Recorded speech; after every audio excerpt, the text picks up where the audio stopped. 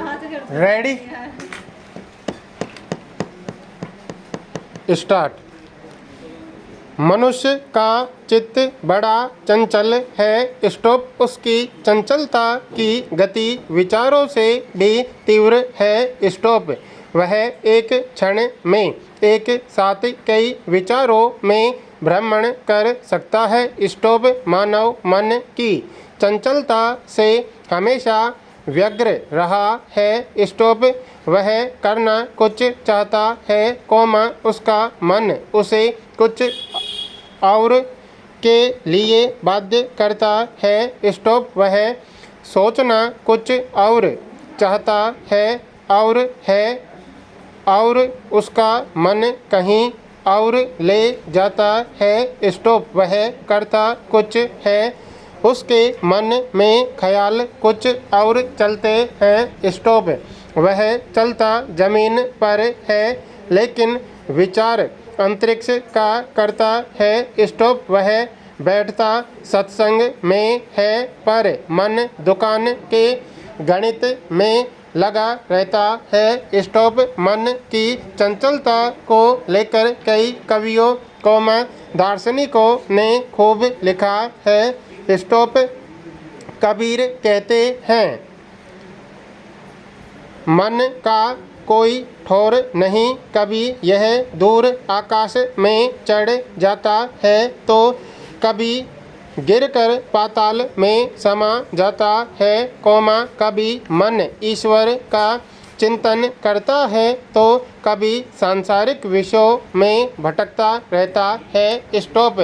साधकों ने मन की साधना को ही ईश्वर प्राप्ति का मूल माना है। स्टॉप। कबीर लिखते हैं, तन को जोगी सब करे, मन को करे न कोई। स्टॉप। मनुष्य की आकांक्षा सब कुछ पा लेने की होती है। स्टॉप। वह एक साथ अंतरिक्ष और समुद्र को बाहों में भर लेना चाहता है। स्टॉप। वह दुनिया के तमाम रहस्यों को भेद देना चाहता है। स्टॉप। वह इस ब्रह्मांड की सारी व्यवस्थाओं को एक साथ मुट्ठी में भींच लेना चाहता है। स्टॉप। स्वाभाविक ही है कि यह संभव नहीं है। स्टॉप। क्योंकि वह जिस अस्तित्व को नियंत्रित कर लेना चाहता है, उसके रहस्यों को भेद देना चाहता है, वह उसका एक अंग मात्र है। स्टॉप। अंग होकर अंगी को नियंत्रित कर लेना असंभव है। स्टॉप। यह ऐसा ही है जैसे हमारे शरीर का कोई छोटा सा रोम समान अंग पूरे शरीर पर नियंत्रण पा लेना चाहता हो, जो लगभग मुश्किल बात है। स्टॉप। लेकिन इस उथल पुथल के क्रम में मनुष्य अपने अंदर एक अवांछनीय कोलाहल पैदा कर लेता है। स्टॉप। वह एक साथ दुनिया की तमाम चीज़ों को पा लेना चाहता है, उसे नियंत्रित कर लेना चाहता है। स्टॉप। लेकिन इसके साथ साथ जो मानव मन की नैसर्गिक सुर लहरी थी, वह कहीं खो जाती है। स्टॉप। कारण पैदा कर ली गई इस अव्यवस्था में मन की निविड़ निवरता भंग हो जाती है और पुनः मनुष्य उस शांति के लिए, चित्त की नैसर्गिक अनुभूति के लिए वहाँ यहाँ भटकता रहता है। स्टॉप। वह चित्त की शांति के लिए कभी मंदिर, मस्जिद, गुरुद्वारे जाता है, कभी फकीरों के दरवाजे खटखटाता है तो कभी जंगल और पहाड़ों की ओर उन्मुख होता है।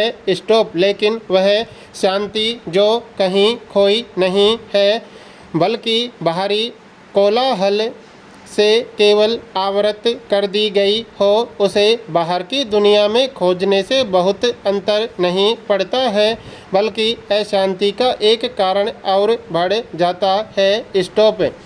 खोजा उसे जाता है जो कहीं खो गया हो, चित्त की शांति हमारा स्वभाव है, वह कहीं खो नहीं सकता, केवल उस पर बाहरी आवरण पड़ गए हैं जिन्हें हटाने भर की ज़रूरत होती है। ठीक वैसे ही जैसे सूर्य के ऊपर बादलों की धुंध पड़ी हो और सूर्य के प्रकट होने में मात्र बादलों के हटने भर की देरी हो।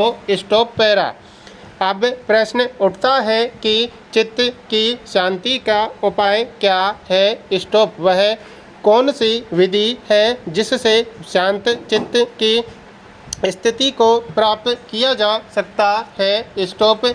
उत्तर है कोई अलग विधि नहीं, इसकी केवल एक ही विधि है। स्टॉप। वह है सारी विधियों को हटा देना। स्टॉप। जब मन के अंदर के सारे कोलाहल गिर जाएं तो जो शेष बचेगा वह चित्त की शांति स्थिति ही है। स्टॉप। जब विचारों में चल रहे सारे शोर ठहर जाएं तो जो अनाहत सुलहरी उठेगी वही चित्त की शांति है। स्टॉप। मन के अंदर के कोलाहल को समाप्त करने के लिए जरूरी है मन के अंदर उठ रही विचार तरंगों को साक्षी भाव से देखना। स्टॉप। अपने हर कृत्य के प्रति होशपूर्ण होना। स्टॉप। हम दिन भर जो कार्य करते हैं, जो सोचते हैं, उनमें से अधिकांश हमारी आदतों से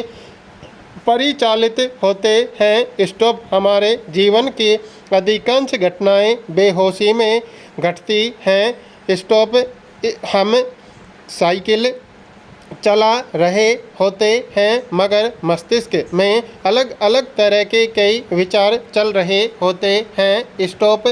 तय जगह पर हैंडल स्वतः मुड़ जाता है और हम गंतव्य तक पहुंच जाते हैं। स्टॉप। इस प्रकार एक साथ मन में कई सारे विचारों के चलते रहने तथा अलग अलग कृत्यों पर हमारे स्व नियंत्रण नहीं होने से हमारे अंदर एक भाव पैदा होता है जो अंदर कोलाहल पैदा करता है और अशांति का कारण बनता है। स्टॉप। हम क्रोध करते हैं मगर यह होश क्रोध करते समय नहीं होता कि हम क्रोध कर रहे हैं। स्टॉप। कोई हिंसा कर रहा है मगर हिंसा के समय वह भूल ही जाता है कि वह हिंसा कर रहा है। स्टॉप। भोजन करते समय भी हमें याद नहीं होता कि हम भोजन कर रहे हैं। हम आदतन भोजन करते रहते हैं और मन के अंदर विचारों का कोलाहल चलता रहता है। स्टॉप। यह स्थिति चित्त की व्यग्रता का कारण बनती है। स्टॉप। एक साथ चित्त अतीत, वर्तमान तथा भविष्य के कई सारे विचारों और कृत्यों को उलझा रहता है। स्टॉप। इस क्रम में जो वर्तमान में चल रही घटना है उसके प्रति हम बेहोशी की स्थिति में आ जाते हैं जो चित्त को बेचैन करता है। Stop para. शांत चित्त स्थिति के लिए जरूरी है हर घड़ी अपने प्रति होशपूर्ण रहना।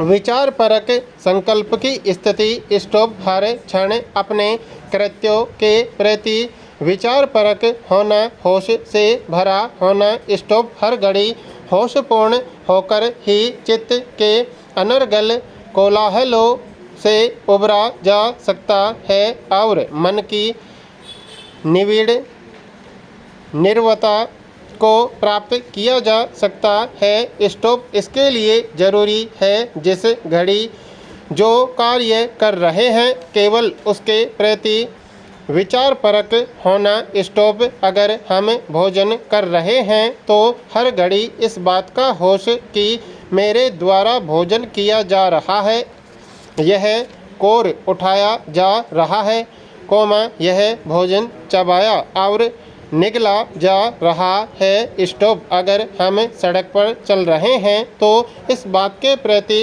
विचारपरक होना कि कदम उठा रहे हैं। स्टॉप।